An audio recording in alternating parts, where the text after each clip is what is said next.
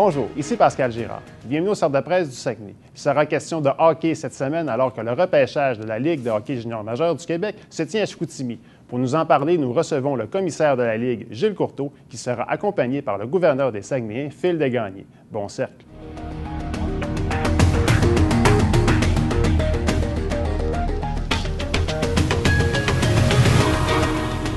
Donc, c'est ça. Ce matin, on parle de hockey junior. Grosse semaine à Saguenay avec le repêchage, réunion des gouverneurs, les assises, les échanges, période des échanges et tout. Donc, on reçoit avec nous le commissaire de la Ligue de hockey junior majeur du Québec, M. Gilles Courteau, qui est accompagné d'une personne bien connue dans la région, le gouverneur des Saguenayens, M. Phil Desgagnés. Merci d'être là, Phil. Donc, à vous la parole, M. Courteau. Et par la suite, on passe aux périodes de questions. La première question ira à Roby Saint-Gelais du Journal de Québec, édition Saguenay-Lac-Saint-Jean. Donc, à vous la parole, M. Courteau. Et merci d'être là. Ça fait plaisir. Merci beaucoup de nous accueillir ici ce matin. Très apprécié d'avoir l'opportunité de venir échanger sur la Ligue dans le cadre de notre semaine des assises à Chicoutimi, qui va être une semaine complète avec un horaire extrêmement chargé. Différentes réunions tout au long de la semaine de gouverneurs, directeurs, gérants, entraîneurs, thérapeutes, médecins, responsables marketing. Tous les intervenants vont être ici pour citer nos différentes réunions une semaine qui va se terminer avec la séance de sélection, qui est, à notre sens, à nous, le plus gros événement de l'année pour accueillir les joueurs dans la Ligue junior majeure du Québec. Je pense que le fait de pouvoir tenir cet événement-là dans les villes respectives, moi, je suis quelqu'un qui aime beaucoup la technologie, puis Internet et ces choses-là. On avait eu plusieurs opportunités de tenir la séance de sélection par Internet, mais je pense que la qualité de la séance de sélection, la qualité des organisations qui y mettent les efforts et tout le nécessaire pour faire de cet événement-là un événement grandiose. Je pense que c'est une belle vitrine pour la Ligue junior majeure du Québec, une opportunité extraordinaire pour les jeunes qui vont être sélectionnés aujourd'hui, les parents qui vont vivre ça également cette semaine, d'être sélectionnés par une équipe, l'accueil que les clubs leur donnent, la structure. C'est un événement de grande qualité, fait avec beaucoup de classe, beaucoup de décorum et qui donne une belle entrée à un jeune dans la Ligue junior majeure du Québec, surtout encore davantage lorsque pour une 3e année consécutive, on a remporté la Coupe Memorial. Donc, c'est valorisant pour nos équipes, pour la Ligue, pour les 3 clubs champions, mais c'est également très glorifiant de présenter nos assises, d'avoir la séance de sélection dans un contexte comme celui-là. Vous savez que c'est la 2e fois seulement depuis l'existence de la Coupe Memorial qu'une Ligue a l'opportunité de remporter la Coupe 3 fois consécutives. Et je pense que c'est un élément sur lequel on se doit d'être très fiers, puis on est très content que notre premier événement majeur qui suit cette conquête-là soit ici à Chicoutimi dans le cadre des assises de la Ligue junior majeure du Québec. Donc, ça fait le tour. Merci beaucoup, M. Courteau. On va maintenant passer à la période de questions. Donc, j'avais annoncé Roby. Pour les autres, vous aurez juste à me faire signe. Roby Saint-Gelais, Journal de Québec. Oui, M. Courteau, vous parlez que c'est une belle vitrine pour les joueurs juniors, pour les parents et tout ça. Malheureusement, hier, un article de l'agence QMI, Nicolas Roy, qui stipule finalement que c'est incertain qu'il va jouer dans la Ligue de hockey junior majeur du Québec l'an prochain. Et il regarde les opportunités, notamment aux États-Unis, une fois de plus. Qu'est-ce que vous répondez finalement un peu au fait qu'encore une fois, des joueurs qui songent à aller aux États-Unis plutôt que de jouer au Québec? Et aussi, est-ce que c'est peut-être parce que certains marchés, là, par exemple, je prends l'exemple du Cap-Breton, qui est la première formation qui va repêcher, est-ce que ça veut dire que certains marchés, finalement, n'ont aucune occasion d'attirer ces joueurs-là ou, pour une raison X, là? Qu'est-ce que vous répondez, finalement, encore une fois, à une menace là, de cette année? Écoutez, à l'intérieur de cette situation-là, moi, je pense que aujourd'hui, avec toute la réglementation qu'on a mis en place, peut pas dire que des joueurs se présentent à la séance de sélection avec des menaces. Je pense qu'aujourd'hui, depuis quelques années déjà, c'est le contexte. Le joueur de hockey a différentes options qui s'offrent à lui. En parallèle avec la Ligue junior majeure du Québec, il faut être respectueux à ce niveau-là pour le choix que le joueur peut avoir. Au niveau de notre ligue, les 18 clubs qui sont présents peuvent tous accueillir un joueur sans aucun problème, sauf que le joueur a des options et il peut les utiliser. Et ça, à ce niveau-là, il faut respecter cet élément-là. Est-ce que à la limite, c'est une question de charte des droits que vous ne pouvez pas faire signer des papiers pour qu'un joueur soit éligible au repêchage? Bon, ben, si tu signes, tu t'engages à être obligé de jouer dans la Ligue de hockey junior majeur du Québec et que le joueur ne pourrait pas sortir de ce contrat-là. Que si tu veux jouer, il faut que tu signes avant la séance, puis tu es obligé pour tout ton stage junior. Est-ce que c'est des choses qui sont non envisageables à cause d'une question de droit? Dans le moment, un joueur va décider d'aller étudier à l'école X l'an prochain. Il n'y a rien qui l'oblige à demeurer là pour les 4 prochaines années à cette école-là. Dans la Ligue junior majeure du Québec, on a envisagé la possibilité de faire signer des formulaires aux joueurs pour se rendre éligible à être sélectionné dans la Ligue junior majeure du Québec. Et je peux vous assurer que tous les joueurs vont signer ce formulaire-là pour se rendre éligible à jouer dans la Ligue junior majeure du Québec. Il n'y a pas personne qui va s'empêcher d'être sélectionné par une équipe. Cependant, comme j'ai dit tantôt en réponse à la première question, le joueur va se garder le droit pour celui qui peut le faire. Celui qui peut le faire, qui peut aller étudier dans les collèges américains. C'est pas tous les joueurs qui peuvent aller dans les collèges américains.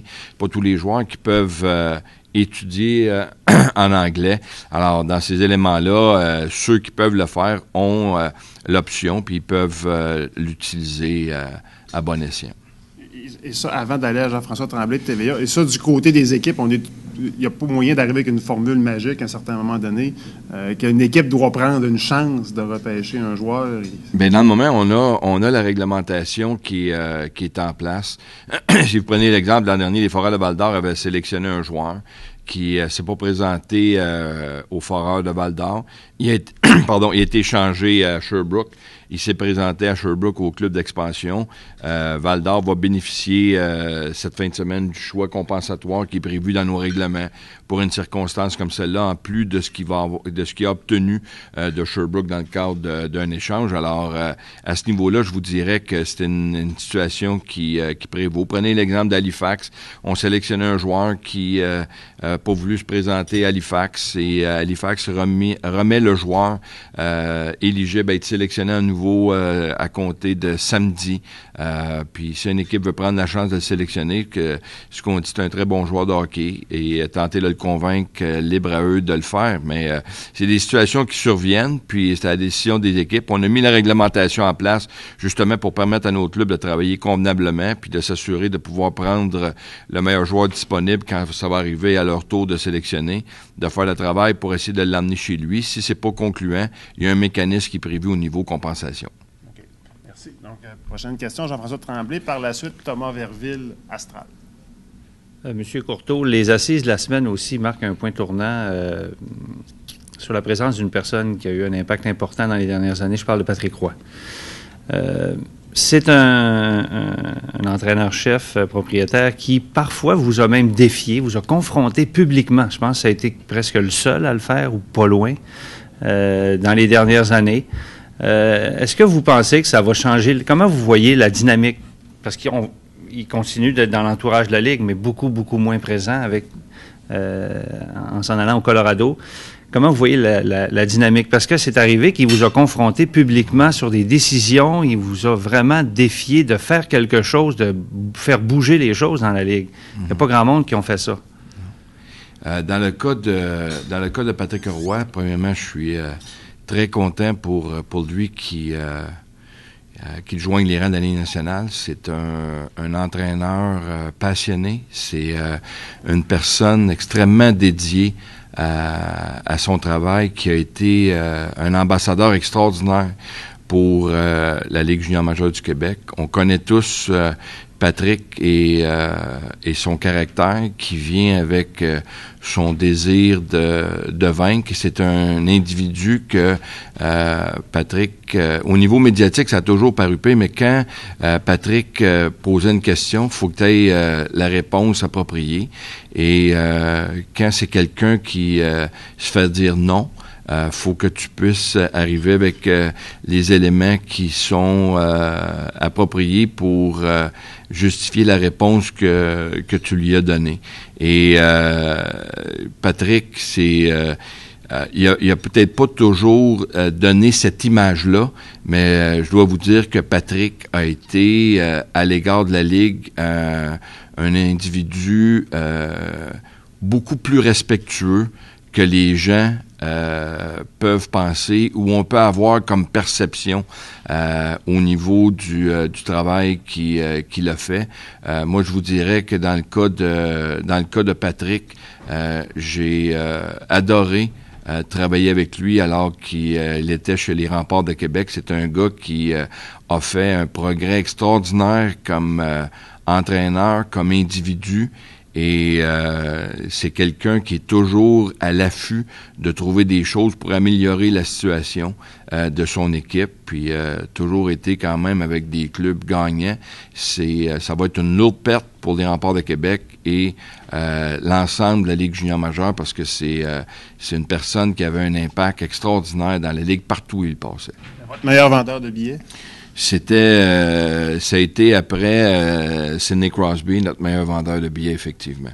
C'est la personne qui était Patrick était un individu extrêmement généreux de son temps pour signer des autographes après un entraînement du matin, après des matchs, lorsqu'il était à l'extérieur. C'est quelqu'un qui a pris conscience très rapidement de l'impact qu'il avait dans la Ligue junior majeure du Québec. C'est toujours porté a toujours été à l'affût de pouvoir donner de son temps puis de répondre aux attentes des amateurs. Il siégeait même sur le comité hockey de la Ligue, avec d'autres instructeurs, des réunions qui se déplaçaient pour faire des réunions, pour parler de hockey avec les autres instructeurs de la Ligue. Il était très, très versé dans la Ligue. C'est un individu qui a donné beaucoup de temps.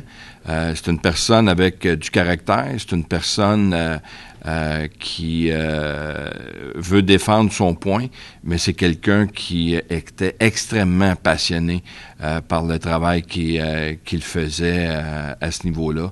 Et Patrick a amené des éléments à la Ligue extrêmement positifs qui, au fil des années, a fait progresser la Ligue junior majeure du Québec. Merci. Donc, prochaine question de Thomas Verville. Par la suite, Serge Aymon. Si on regarde les 3 dernières années à la Coupe Memorial, en 2011, c'est les Sea Dogs qui ont gagné de Saint John. L'an dernier, les Cataractes, mais c'est quand même les Sea Dogs qui ont gagné la Coupe du Président. Et cette année, les Mousettes d'Halifax. Il y a encore le débat qui ressort, c'est-à-dire renommer la Ligue de hockey junior majeure du Québec et dire, par exemple, de l'Est du Canada, comme c'est le cas dans l'Ouest. Est-ce que c'est quelque chose que vous songez là, présentement à voir qu'est-ce qui se passe depuis les dernières années? Lorsqu'on a procédé à une expansion dans les Maritimes, on n'a pas mis de conditions au niveau de l'avenue de ces équipes-là en disant que dès que vous allez connaître un succès, on va penser à changer de nom. On n'a pas fait ça. Et moi, je vais toujours me souvenir d'une conférence que j'avais donnée à Halifax. Et au terme de la conférence, il y avait une période de questions, puis la question m'avait été posée, à savoir si on avait pensé ou on pensait à changer le nom de la Ligue. Et je lui avais dit que c'était quelque chose sur lequel on ne s'était pas attardé comme tel, puis que je dis pas que jamais on pensera à faire un changement de nom, mais que c'était un élément pour le moment qui n'était pas envisageable. Et là, par la suite, il y a eu des gens qui s'étaient levés debout dans la salle puis qui avaient fait des interventions en disant pour nous autres, de faire partie de la Ligue junior majeure du Québec, ça représente c'est la Ligue où Guy Lafleur a évolué, c'est la Ligue où les vedettes qui sont dans la Ligue nationale ont évolué, donc un prestige est associé à la Ligue junior majeure du Québec. Et au niveau des Maritimes, ils ont déjà fait un très bon travail là-dessus avec la façon dont ils parlent de la Ligue. Ils font beaucoup allusion in the queue, around the queue à ce niveau-là. Donc, c'est extrêmement symbolique pour eux. Ça représente beaucoup de choses. On est très content de ce que la venue des équipes des provinces maritimes a amené à la Ligue junior majeure du Québec comme impact et ce que ça a donné comme étendu au niveau de notre visibilité, de notre percée. Ça nous a permis d'avoir le territoire exclusif des joueurs qui proviennent des provinces maritimes. Mais je pense que le nom d'une compagnie, le nom d'une entité, on change pas ça comme ça sur un coup de tête ou quoi que ce soit. Je reconnais que les clubs des Maritimes ont fait progresser la Ligue junior majeure du Québec de façon extraordinaire par la qualité de leur amphithéâtre, par l'ajout de joueurs exceptionnels qui ont évolué dans la Ligue junior majeure du Québec, par la qualité des propriétaires qui opèrent les clubs de la Ligue junior majeure du Québec. Mais ceci étant dit, c'est une situation pour nous que je pense qu'on prend en considération là-dedans, tout comme nos partenaires de l'Ouest et de l'Ontario qui ont des équipes au niveau des États-Unis, 4 dans la Ligue de l'Ouest et 2 dans la Ligue de l'Ontario, puis il n'y a aucune mention qui est faite pour l'aspect des États-Unis dans le nom de leur ligue. Donc, à notre niveau, je pense qu'on a une uniformité là-dedans, tout en reconnaissant le travail qui a été fait par ces équipes-là. Vous parlez de changer de nom, et là, il y a le Rocket de l'île du Prince-Édouard qui change de nom. J'imagine que, considérant que le Rocket avait été un échec à Montréal, vous n'avez pas dû verser une larme que le nom disparaisse? Dans l'élément, c'est d'abord le nom de l'équipe du Rocket de Montréal. Si vous vous souvenez, c'était en l'honneur du Rocket Richard, Maurice Richard, qui avait été baptisé comme ça, et la relation que Serge Chavard Senior avait avec le Rocket, avec Maurice Richard. Et quand ils ont déménagé à l'île du Prince-Édouard, à Charlottetown plus précisément, ils ont décidé de garder le même nom. Je pense que c'est tout simplement une excellente initiative des nouveaux propriétaires de changer le nom. Ça a été fait de concert avec les autorités municipales pour justement avoir une reconnaissance là plus particulière encore à ce niveau-là, au niveau de l'appellation du nom. Et pour eux autres, les Highlanders, c'est probablement plus naturel de se faire appeler comme ça. Donc, c'est un vent nouveau qui va se produire à Charlottetown et je suis très content de cet aspect-là. Merci. Prochaine question, Serge Aymon du Quotidien. Par la suite, Bertrand Tremblay. J'aimerais qu'on fasse le point sur le dossier des Européens. Il y en a question beaucoup depuis un certain temps. Le règlement a changé. Je pense qu'on ne peut plus échanger le premier choix maintenant. Il était question, il n'y a pas longtemps, d'empêcher, je pense au niveau de la Ligue canadienne, d'empêcher que ce soit un gardien de but qui soit européen. J'aimerais qu'on fasse le point là-dessus. Puis, deuxièmement, y a-t-il encore de la place pour les Européens? C'est-tu encore une bonne idée d'en avoir 2 par équipe au niveau junior majeur? Dans cette situation-là, les joueurs européens, c'est un dossier pour lequel, je vous dirais, à l'unanimité au niveau de la Ligue junior majeure du Québec, par l'entremise du Bureau des gouverneurs, j'ai obtenu un mandat de faire le nécessaire pour qu'on maintienne le dossier des joueurs européens à 2 par équipe. Ce qu'on était en mesure de faire, il y a 2 joueurs européens qui vont continuer à évoluer au niveau de nos équipes. Au niveau de la situation des gardiens de but, c'est un dossier pour lequel on est en discussion avec Hockey Canada. C'est une demande qui nous provient de Hockey Canada à cet effet-là. Nos 2 plus gros partenaires qui ont une implication directe ou indirecte dans le dossier des Européens sont la Ligue nationale de hockey et Hockey Canada. Alors, pour nous autres, il est important qu'on puisse avoir une oreille attentive aux demandes de ces 2 partenaires-là. Et Hockey Canada nous ont fait la demande. D'ici à la prochaine rencontre des gouverneurs et directeurs gérants, j'ai une rencontre de prévue via appel conférence avec mes collègues de l'Ouest et de l'Ontario et Hockey Canada pour discuter de cet élément-là et revenir à nos gouverneurs et directeurs gérants avec une mise à jour du dossier des joueurs européens. Est-ce Est-ce qu'il y a un travail qui peut être fait sur l'équité entre les équipes pour attirer des joueurs européens? Parce que c'est pas une simple question de tirer un nom dans le chapeau que ce joueur-là va se présenter.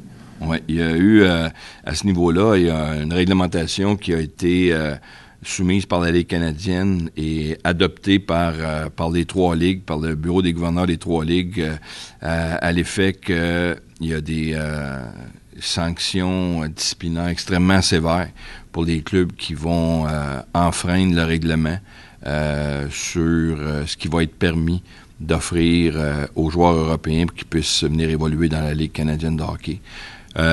Nos équipes sont conscientes de l'importance des joueurs européens, sont également conscientes du fait que il y a des éléments que tu peux être capable de justifier sur ce que tu dois payer pour avoir un joueur européen pour évoluer dans la Ligue canadienne de hockey. Et il y a eu beaucoup d'emphase qui a été mis là-dessus. Et à cet effet-là, je dois souligner l'excellente collaboration de nos gouverneurs parce que c'est pas un dossier facile. Tu peux vouloir continuer à avoir des joueurs européens. Il faut que tu sois conscient qu'il y a une situation à faire à ce niveau-là, au niveau des montants d'argent qui sont octroyés pour que... Montants, ça peut être quoi?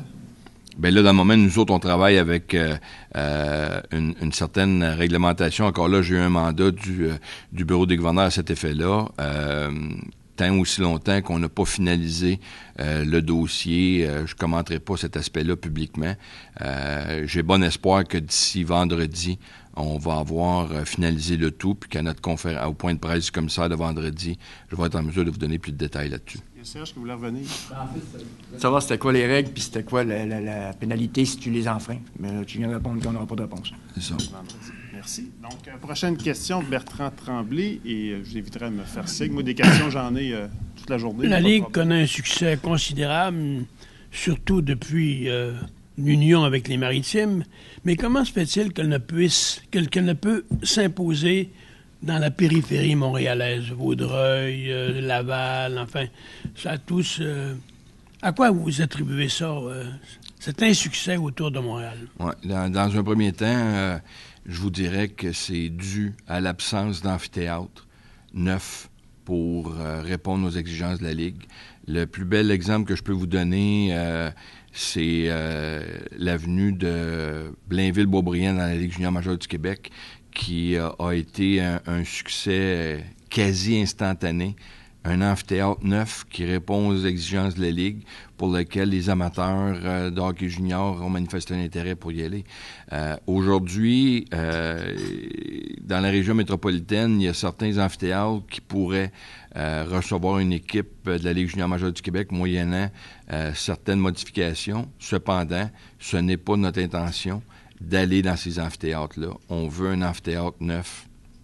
Exemple, sur la Rive-Sud de Montréal ou dans la région métropolitaine, s'il y a quelqu'un qui venait s'établir, ça va prendre un amphithéâtre neuf. Est-ce que la Place Belle pourrait être envisageable? La Place Belle, c'est tout près de Boisbriand. C'est un élément qui pourrait, au moment où on se parle, je pense pas que c'est quelque chose qu'on puisse envisager à ce niveau-là à cause de la proximité des lieux.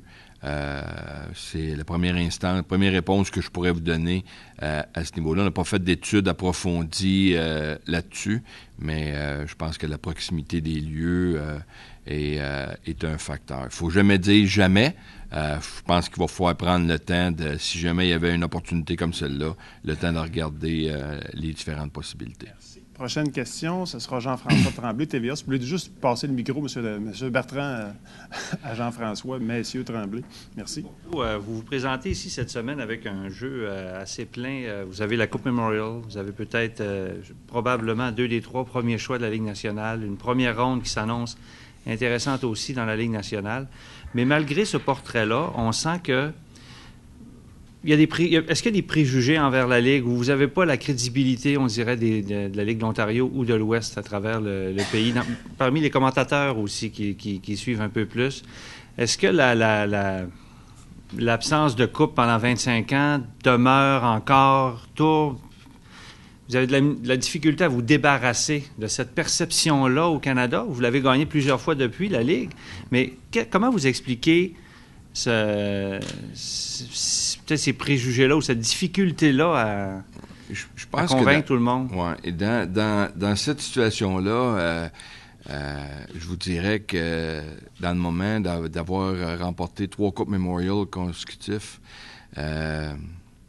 s'il y a des gens qui ont encore des points d'interrogation au niveau de notre ligue, de savoir quel est notre niveau de compétition et ces choses-là, mais je pourrais leur retourner et faire les devoirs ou dire vous êtes vraiment de mauvaise foi.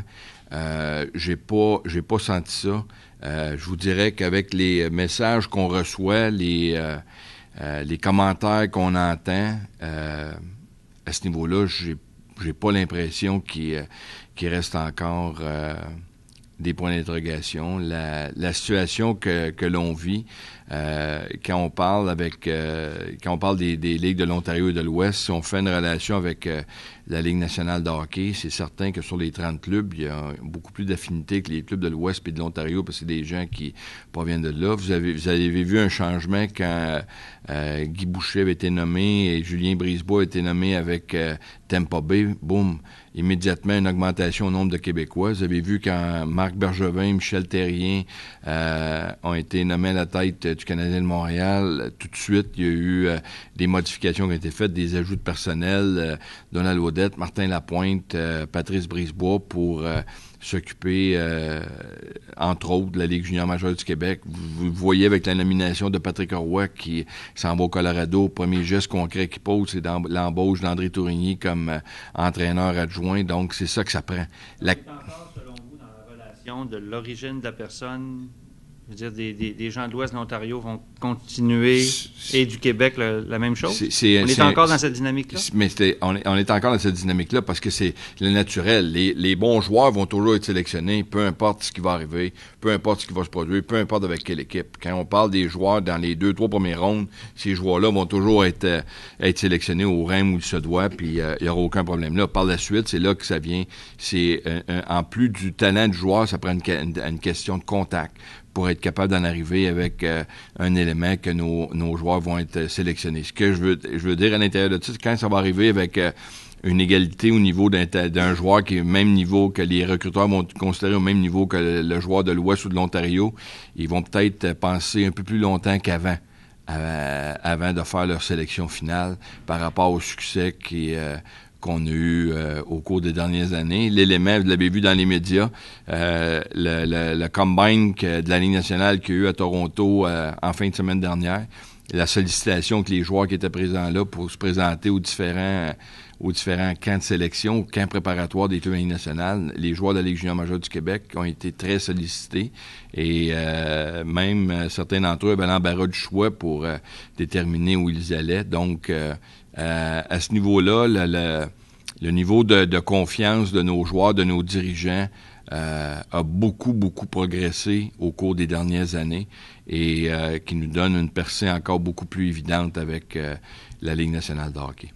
Pour aller en amont des joueurs qui sont dans le junior majeur, c'est il y a 2 ans, je pense, le sommet sur le hockey.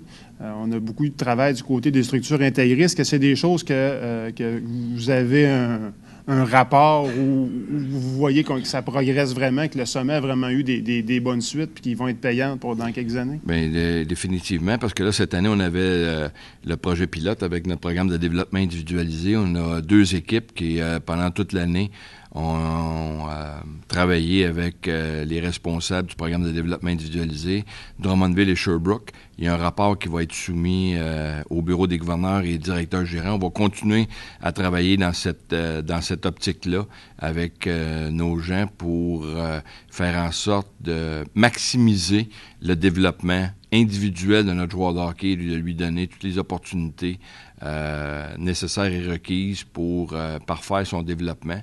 Et ça, c'est l'élément, je pense, qui est le plus important, qui est ressorti du sommet du hockey et pour lequel on a mis beaucoup d'emphase là-dessus puis qu'on va continuer à travailler dans ce sens-là également.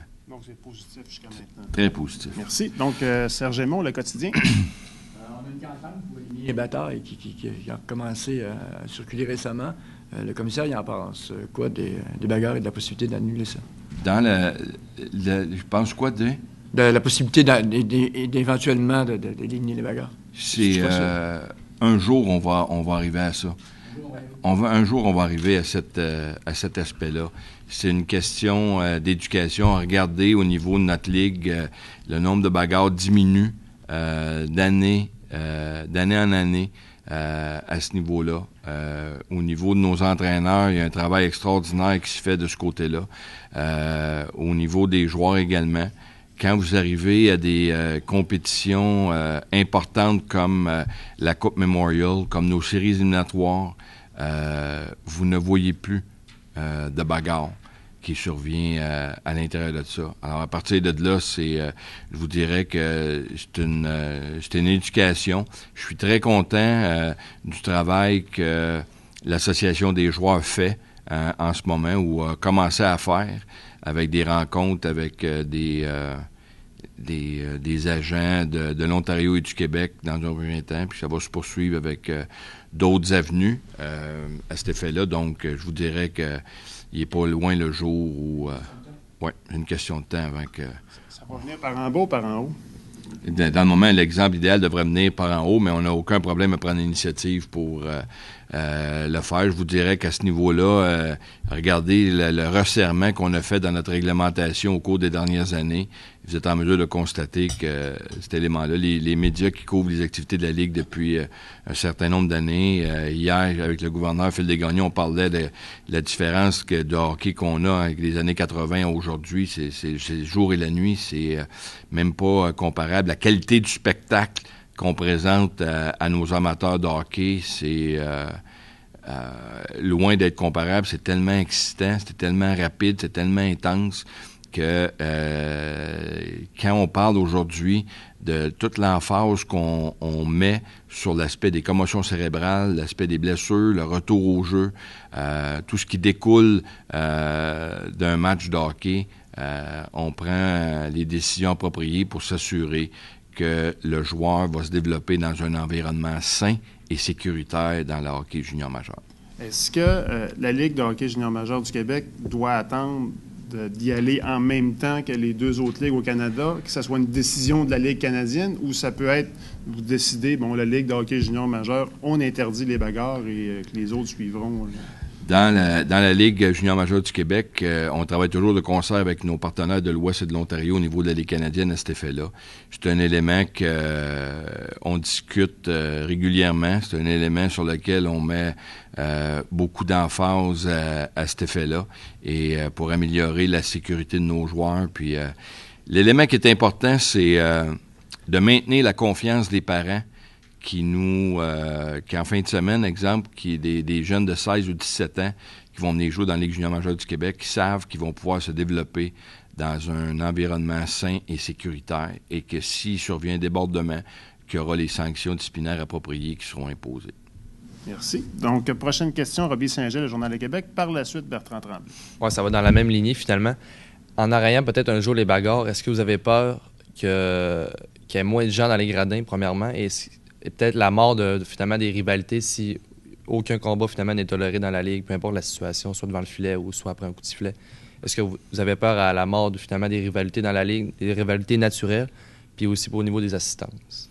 Non, c'est un élément que je vous dirais qu'aujourd'hui, à l'égard des rivalités de nos matchs, les assistances augmentent dans la Ligue junior majeure du Québec et nos bagarres diminuent. Alors, ça n'a absolument pas rapport avec cet aspect-là. Ce qui est important de prendre en considération, c'est la qualité du spectacle qu'on doit présenter. C'est ça qui est l'élément numéro 1, sur lequel on travaille et qu'on continue à travailler. C'est notre élément numéro 1, puis on va continuer à travailler là-dessus. On va continuer à s'assurer que nos joueurs vont évoluer dans un environnement sain et sécuritaire, et qui vont être en mesure également de faire parler leur talent.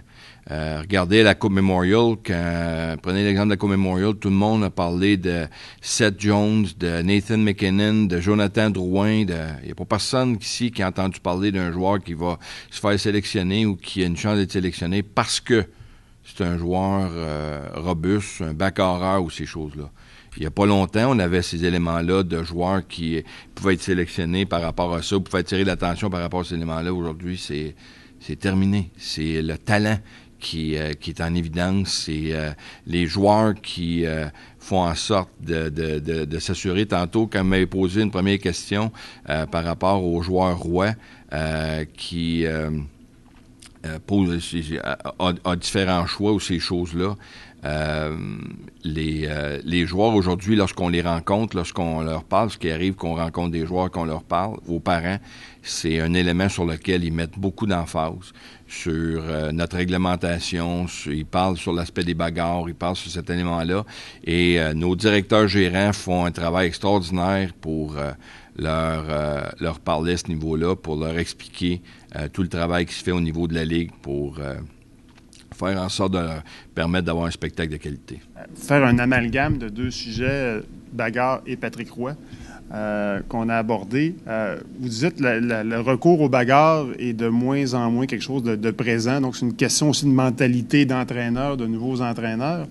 Lui-même, Patrick Roy, à une certaine époque, la bagarre était quelque chose qui faisait partie du plan de match. Bon, on ne fera pas de dessin, ce qui s'est passé en 2008 contre les Saguenayens.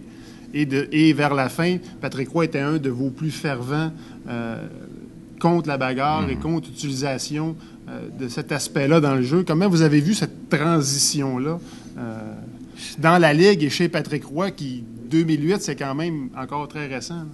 C'est l'évolution.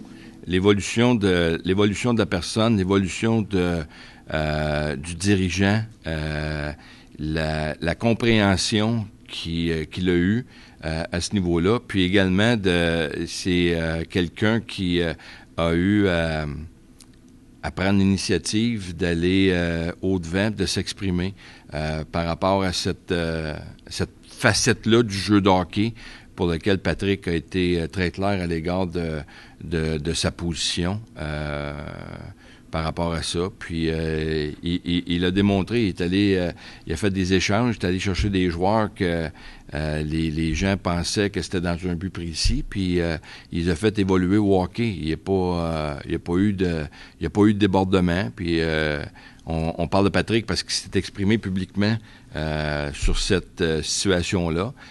Puis ça, je pense qu'il faut reconnaître ça, que c'était quelque chose d'extraordinaire d'avoir pris position publique, mais il a également agi en conséquence également, puis il a, comme on dit, il a utilisé l'expression que les bottines suivaient babine. C'était pas juste de parler, il a dirigé son équipe en fonction de ça, puis ça a eu des conséquences. Regardez comment est-ce que ça a évolué au niveau de la Ligue, nos entraîneurs, comment est-ce que les gens se comportent à ce niveau-là, puis vous êtes en mesure de constater une modification extrêmement importante. Merci. Prochaine question, Bertrand Tremblay. Par la suite, Jean-François Tremblay et Serge Aymon. M. Courteau nous a parlé tout à l'heure de l'importance que la Ligue apportait aux arénas, leur amélioration, et même des exigences de la Ligue. J'en profiterai de l'occasion pour demander à Laval-Médard de nous parler des améliorations qui seront apportées au Centre Georges Vézina au cours de l'été et l'addition de loges corporatives. Bien, c'est en termes de projet, là, c'est sûr que ce qui fait la force d'une aréna, pour avoir visité... En tout cas, moi, nous autres, on est partis, les administrateurs, puis des gens de la ville, on est allés voir l'aréna de Sherbrooke, là.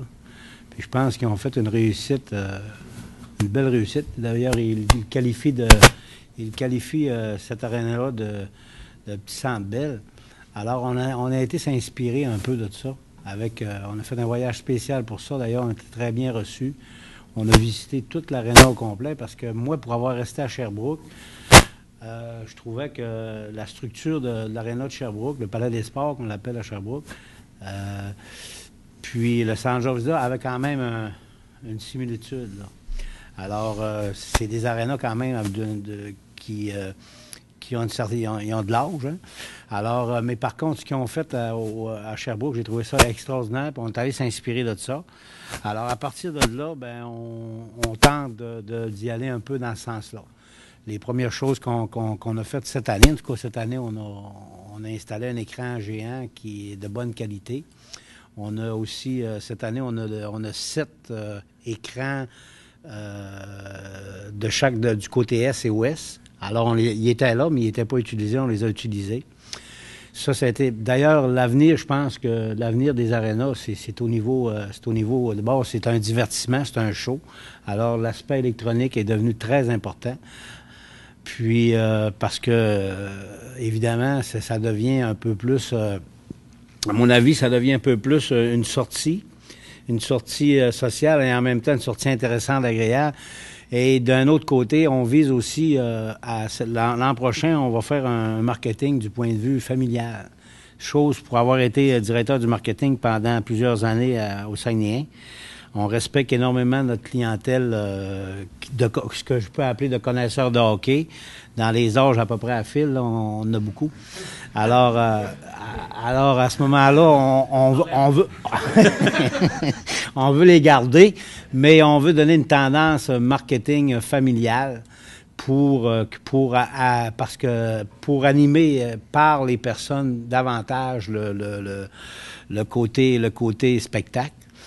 Et aussi, on a des projets en termes d'électronique. Mais pour le moment, il faut ficeler tout ça.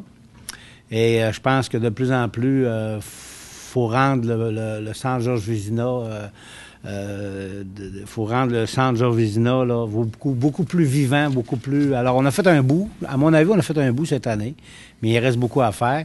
On a des projets comme des projets aussi... Comme on a visité, quand je reviens à ça pareil, quand on a visité avec Sherbrooke, on a vu un peu leur installation au niveau des loges, au niveau de tout ça. Alors, c'est certain qu'on a des projets de ce côté-là. Maintenant, évidemment, nous, on est locataire au Centre Georges Vézina. Alors, on travaille avec la ville, on discute avec la ville pour essayer d'emmener des projets intéressant et plus moderne de Centre Georges Vézina, de rendre le Centre Georges Vézina beaucoup plus moderne. Oui, ça c'est un projet qui a été canné. D'ailleurs, ils sont là présentement aujourd'hui, ils étaient là hier. Ça, là, ça va nous donner 2 choses pour les Saguenayens. La première, c'est avoir une salle VIP qu'on va pouvoir accueillir 50 personnes à la fois. Parce qu'on fait aussi des soirées promotionnelles qui nous permettent d'inviter des entreprises avec leurs employés. Puis c'est un exemple. On peut aussi avoir d'autres groupes. Alors, ça va être le VIP qui va être en haut, là. Ça, ça nous prenait ça parce que vous le savez, M. Tremblay, on a un petit local qui peut... Hein? Oui, mais en tout cas, j'essaie de répondre. Ah oui, c'est la faute à Bertrand, mais c'est le président fondateur. Je peux pas. En tout cas, je vais finir parce que c'est ce projet-là, dans le fond, parce que celui-là, je considérais qu'il s'en venait, ça fait que je te parlais des autres. Mais le côté VIP, là, ça va être intéressant pour recevoir les gens. Puis en même temps, nos bureaux vont changer de place, vont s'en aller en haut aussi. Alors, on va avoir des bureaux neufs pour travailler. Puis nos bureaux actuels deviennent une boutique qui va avoir une face à l'extérieur, un peu comme les arénas modernes aujourd'hui. J'arrête là. Non, merci beaucoup, M. Ménard. Prochaine question, Jean-François Tremblay, par la suite, Serge Aymon. Poser deux rapides, M. Courteau, dans la même lignée des bagarres. Qu'est-ce que vous pensez de l'abolition récente des mises en échec chez les Pee-Wee? Est-ce que c'est dans la même pensée de sain et sécuritaire, comme vous dites? Et deuxième question, l'utilisation de la reprise vidéo. Pas seulement pour les buts, mais on l'a vu, la situation en demi-finale dans la série Bécomo, Blainville-Boisbriand. Un hors-jeu évident qui a donné un but gagnant à Bécomo. Je comprends que ça commande une installation technique importante, mais est-ce que c'est envisageable que la Ligue l'utilise pour l'application des règlements? Dans la première réponse à votre question au niveau de l'abolition, de la mise en échec chez les Pee-Wee et plus jeunes, je suis personnellement extrêmement favorable à cette décision-là. Il faut que tu puisses donner l'opportunité aux jeunes de pouvoir utiliser la patinoire à son maximum sans qu'ils aient à se préoccuper pour le moment de savoir comment se protéger pour recevoir ou donner une mise en échec. L'aspect de recevoir et donner une mise en échec va devoir venir à la catégorie Bantam à ce niveau-là et d'avoir les enseignants qualifiés qui vont montrer aux jeunes comment donner et recevoir une mise en échec de façon appropriée. Mais je pense que avant la catégorie Bantam, il n'y a aucune nécessité pour mettre la mise en échec en place. D'ailleurs, Hockey Québec a été très précurseur à ce niveau-là. Ça fait depuis 7 ans qui utilise cette réglementation-là, pas de mise en échec au niveau Pee-Wee et inférieur, pas de mise en échec avant de Bantam. Et les résultats ne sont pas négatifs, loin de là. Et le reste du Canada a décidé d'emboîter le pas. Il y a une dizaine de jours, lorsqu'on s'est réunis à Charlottetown dans le cadre de l'Assemblée annuelle d'Hockey Canada. Alors moi, je suis extrêmement favorable à ça. Deuxièmement, et ça va permettre également à des jeunes de continuer à jouer au hockey, de pas quitter le hockey parce qu'un jeune a une différence physique où il se sent incapable de, puis il est pas à l'aise de, il va apprendre à jouer au hockey. Il faut que tu apprennes à jouer au hockey. Et apprendre à jouer au hockey avec les contacts physiques va être l'étape qui va venir plus tard. C'est comme quand tu commences à faire du vélo, tu commences avec un vélo à 4 roues avant de tomber avec un vélo à 2 roues. Quand tu prends le temps puis que tu es en confiance, tu es en sécurité sur ton vélo, tu enlèves les 2 roues, les 2 petits trous d'en arrière, puis tu t'en vas avec tes 2 grands roues tout seul. C'est la même chose au niveau du hockey. Il faut que tu prennes le temps de faire ça. En ce qui a trait l'aspect de la reprise vidéo et suite à ce qui était survenu à Bécomo sur un but compté sur un hors-jeu, dès le lendemain, on a annoncé que la Ligue junior majeure du Québec mettrait en place un système pour les reprises vidéo. Cet élément-là va être discuté dans le cadre de nos réunions. On va arriver avec un projet à soumettre à nos gouverneurs et directeurs gérants cette semaine. Et vendredi, on vous annoncera l'élément final à cet effet-là. On parlait de faire le lien, ce que Jean-François disait avant d'aller à Serge. Souvent, longtemps, au Canada anglais et dans la Ligue nationale, les joueurs du Québec étaient vus comme des chickens, étaient vus comme des jaunes. Est-ce qu'on n'est pas en train de réaliser qu'au Québec, on parle du hockey Pee-Wee, on parle de l'abolition des bagarres. Est-ce qu'on va passer de jaune à précurseur? Bien, dans cet élément-là, sur l'aspect on va juste revenir sur l'aspect d'évolution des bagarres, c'est que c'est une situation d'éducation, comme j'ai dit. Tantôt, je vous ai mis un commentaire en disant qu'on se dirige vers ça. Dans combien de temps, je ne sais pas. Je suis pas capable de vous mettre un délai pour dire dans combien de temps ça va arriver, mais je pense que c'est une évolution, c'est une situation d'éduquer nos gens et ces choses-là. Dans le moment, notre réglementation que l'on a en place répond très bien aux attentes. Il y a une diminution des bagarres année après année. À ce niveau-là, on a fait le travail approprié. Je pense qu'aujourd'hui, je pense pas qu'on puisse parler de qualité de joueur au niveau de la Ligue nationale pour savoir si nos joueurs peuvent recevoir des mises en échec ou ont peur du jeu robuste. On a démontré dans les dernières années comment est-ce qu'on était capable d'évoluer, de jouer. Regardez la performance de nos joueurs. Donc, de ce côté-là, on est capable de jouer contre n'importe qui, n'importe quand, n'importe où. Aucun problème avec ça. Alors, ce que le Hockey Québec a mis en place, puis qui va être suivi depuis 7 ans, puis qui va être suivi par les autres provinces au Canada, c'est une excellente initiative d'Hockey Québec, puis je suis content que Hockey Canada ait mis en place une réglementation pour abolir cette situation-là, puis les résultats vont être très positifs. D'ailleurs, les chiffres à l'appui sont là chez Hockey Québec. Merci. Serge Aymon, Le Quotidien. Le niveau de la concurrence est mêlé de hockey junior. Je pense que c'est la semaine passée en Mauricie. Le commissaire, il pense quoi de cette intervention-là? Dans le moment, je vais garder mes commentaires pour le bureau des gouverneurs à ce niveau-là parce que il y a déjà eu une rencontre préliminaire qui a été faite au mois d'avril. Il y a des éléments qui ont été demandés par le bureau des gouverneurs, un travail qui avait été confié au commissaire et je vais faire rapport au gouverneur réunion vendredi. Merci. Avant d'aller à Roby Saint-Laurent, j'aurais une question pour Phil et M. Courteau. Est-ce que les Saguenay sont un exemple dans la Ligue pour ce qui est des études des joueurs et c'est vraiment vers ça qu'on tend dans la Ligue? Les dernières années, on a gagné le joueur étudiant régulièrement au Québec. On l'a gagné au Canada également. Je pense que nos joueurs là-dessus, c'est primordial.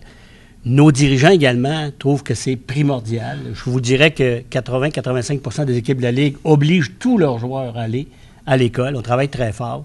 Et la preuve en est là également. Moi, je me rappelle, quand je suis arrivé au bureau des gouverneurs, j'étais vraiment pas au courant du nombre de bourses d'études qui se donnaient. L'année dernière, il s'est donné près de 575 000 $ en bourses d'études à des joueurs. Et ça n'inclut pas ce que les équipes donnent. C'est ce que la Ligue donne. Les demandes des joueurs l'année dernière étaient de 80 % des joueurs de 20 ans qui ont quitté la Ligue de demander des bourses universitaires.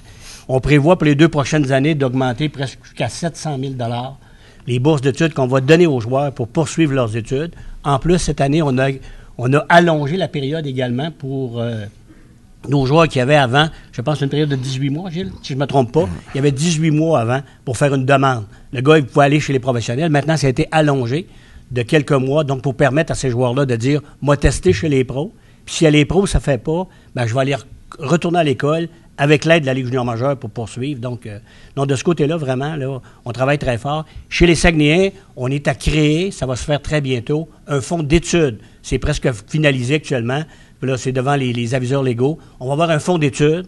On va faire des activités bénéfices pour aller chercher de l'argent pour aider nos joueurs à poursuivre leur étude, même après leur carrière junior. C'est là qu'est l'importance. Donc, nous, on ne reculera pas devant cette chose-là. Au niveau de la Ligue, c'est prioritaire à tous les bureaux des gouverneurs. Le fonds Gervais Munger, ça revient à l'agenda. Le nombre d'argent, on sollicite les équipes également de plus en plus. Des montants plus importants vont être demandés aux équipes de donner dans le fonds. Il y a des activités, il y a un tournoi de golf qui est prévu pour le mois de septembre. Le fonds du tournoi s'en va du côté des études. Donc, on travaille énormément de ce côté-là. Puis chez les Saguenayens, c'est une priorité. Marc-Étienne est un bel exemple. C'est notre instructeur qui a fait tout sur hockey junior, qui a poursuivi ses études avec des bourses de la Ligue junior majeure. Marc-Étienne va vous le dire. Sans l'aide de ça, j'aurais peut-être eu de la difficulté. Je l'aurais probablement fait, mais avec l'aide de la Ligue junior majeure, j'ai pu poursuivre et faire mon bac à l'université. Puis je pense que c'est une priorité pour les Saguenayens et pour la Ligue. Mais pourquoi la presse nationale ne le sait pas, ça? C'est-à-dire que la presse nationale le sait, mais il n'en parle pas.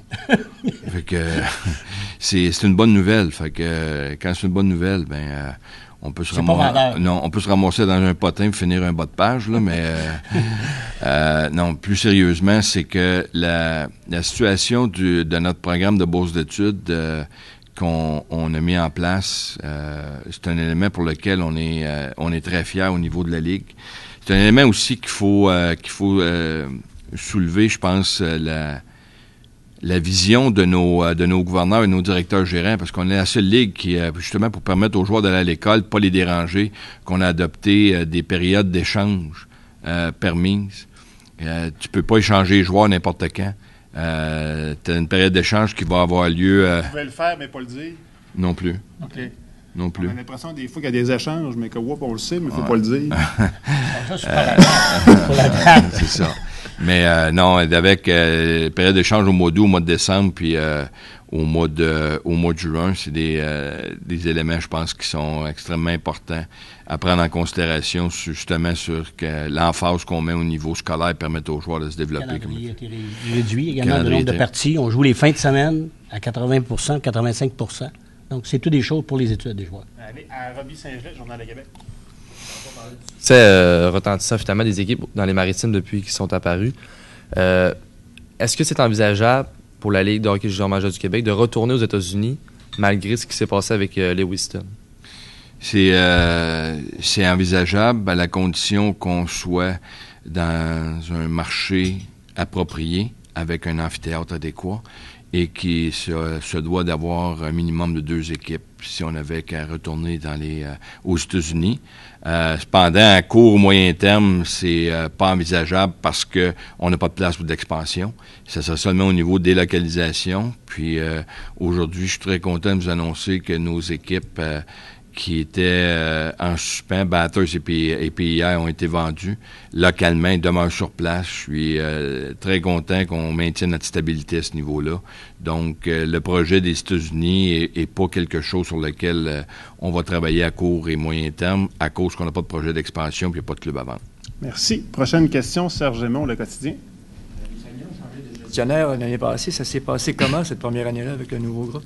Au niveau de la Ligue, ça s'est très bien passé. C'était une situation assez exceptionnelle que les nouveaux gestionnaires ont vécu. Je parle le délai avec lequel ils ont pris possession de l'équipe, tout ce qu'ils ont eu à faire dans un très court laps de temps pour se permettre de commencer le camp d'entraînement, match pré-saison et saison régulière.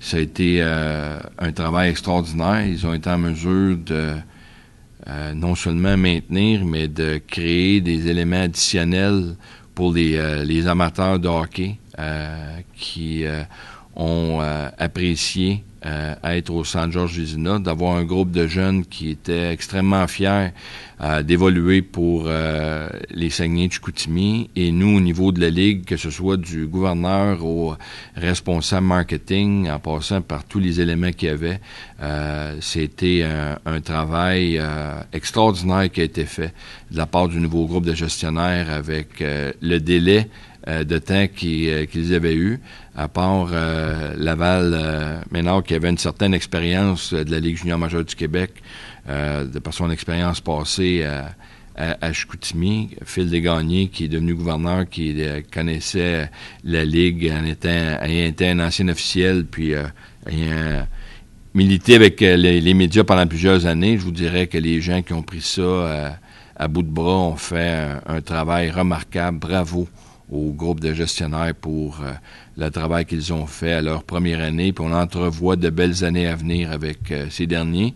Ce sont des gens qui sont des passionnés, qui donnent beaucoup de temps, qui sont pas gênés de poser des questions et s'assurer d'être correct et convenant avec la Ligue. Alors, je suis très, très, très content du travail qui a été effectué. M. Courteau, peut-être en 30 secondes, on en parlait dans les journaux dernièrement. Vous pensez quoi des joueurs de 13, 14, 15 ans qui ont des agents? On a vu un jeune de la région qui est rendu avec Pat Brisson. Le gars n'a pas chaussé les patins dans le midget encore et son agent est à Los Angeles. C'est des situations qu'on voit de plus en plus. Il y a du recrutement de joueurs qui s'effectuent au tournoi Pee-Wee de Québec à ce niveau-là. Et je pense que c'était une situation qui a évolué au fil des années. Il y a tellement d'agents aujourd'hui qui offrent des services, qui sont à la recherche de joueurs, que le recrutement est rendu à ce niveau-là. Est-ce que c'est correct? Est-ce que c'est pas correct? Je pense que nous, au niveau de la Ligue, ça dérange pas qu'un joueur soit associé avec un agent depuis l'âge de 13 ou 14 ans, ça ne change rien. On a une réglementation, il doit passer par une séance de sélection. Je pense que c'est davantage au niveau des parents et du joueur comme tel qui pourrait être en mesure de répondre à cette question-là. Merci beaucoup, M. Courteau. Bienvenue. Merci beaucoup, Phil. Merci aux Saguenayens aussi qui étaient là. Et bonne semaine de repêchage. Merci à tous. Merci.